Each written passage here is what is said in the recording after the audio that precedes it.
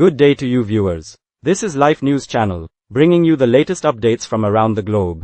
I'm Richard, and today we begin with 34 terrorists killed in failed ambush on troops in Borno, Nigeria. The Defense Headquarters, DHQ, has reported that 34 terrorists were killed in a firefight with troops deployed to Sabangari village in the Damboa local government area, LGA, of Borno state. The incident occurred on January 4, when terrorists on motorcycles attacked the troops in retaliation for the recent killing of their commander and combatants. The troops, who were on a fighting patrol returning to base, foiled the planned attack as soon as it commenced. A reinforcement team, including elements of the Civilian Joint Task Force, vigilantes, and hybrid forces, arrived in time to overpower the terrorists. The air component of Operation Hadinkai conducted an air interdiction on the fleeing terrorists, resulting in several more deaths and the recovery of weapons. In total, 34 terrorists were killed, and 23 AK-47 rifles and over 200 rounds of 7.62mm special ammunition were recovered. Unfortunately, 6 personnel were killed in action.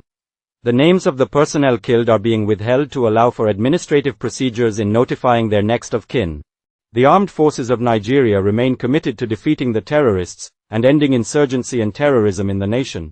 Meanwhile, police arrest human traffickers with 59 children in Abuja. The Federal Capital Territory, FCT Police Command, has intercepted suspected human traffickers with 59 children. On January 6, a team led by Deputy Superintendent of Police, DSP, Sarki Umar, intercepted a white Peugeot 15-seater bus, popularly known as J5, heading to Nasarawa State. The bus, driven by Ali Ibrahim and accompanied by his assistant Al-Hassan Ibrahim, both residents of Kano State, was transporting children aged between 4 and 12 years. The vehicle was driven by one Ali Ibrahim, a male resident of Kano State, accompanied by his motorboy named Al-Hassan Ibrahim, also of Kano State.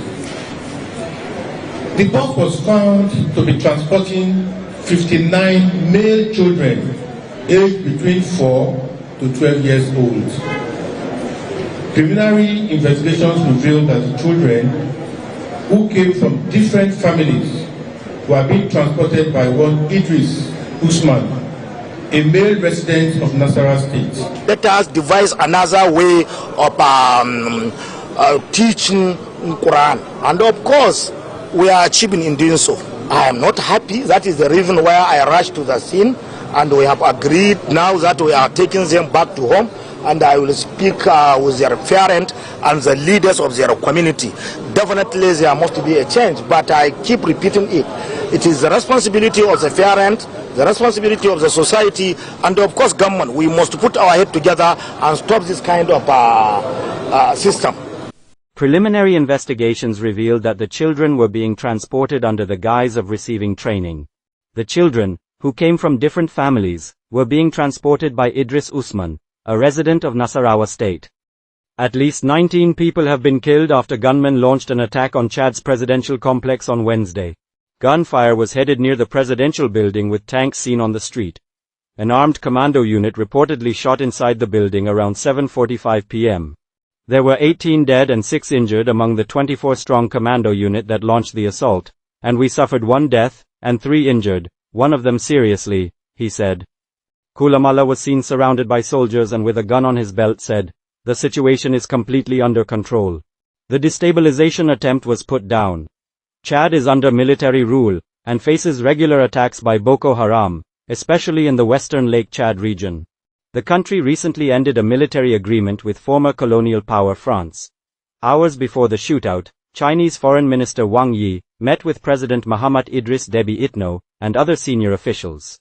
Nigeria Armed Forces annual ranking in the 2024 Global Firepower, GFP, has dropped to 39th, marking the third consecutive decline after being ranked 36th in 2023 and 35th in 2022.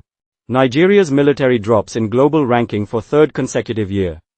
The country's army failed to improve its annual ranking, despite Nigeria's recent acquisition of advanced fighter jets and military assets, as well as reported progress in combating terrorism within its borders. Nigeria also slipped from 3rd to 4th place in Africa, as Egypt retained its position as the continent's strongest military, followed by Algeria and South Africa. Some of the categories considered showed that Nigeria ranked at the bottom in terms of helicopter carrier fleet strength, tanker fleet strength, destroyer fleet strength, naval corvette fleet strength, submarine fleet strength, and reserve military strength, ranking 145th among all the countries reviewed. Globally, the United States retained the top spot for the 18th consecutive year. Other global powers such as Russia, China, India, and South Korea rounded out the top 5. Notable African nations such as Ethiopia, Angola, Morocco, and the Democratic Republic of Congo also appeared in the rankings, reflecting the continent's diverse military landscape. A total of 145 countries were considered in the 2024 Global Firepower Review. This has been Richard with Life News Channel. Stay tuned for more updates. Remember to like, share and subscribe. Thank you for watching, and goodbye for now.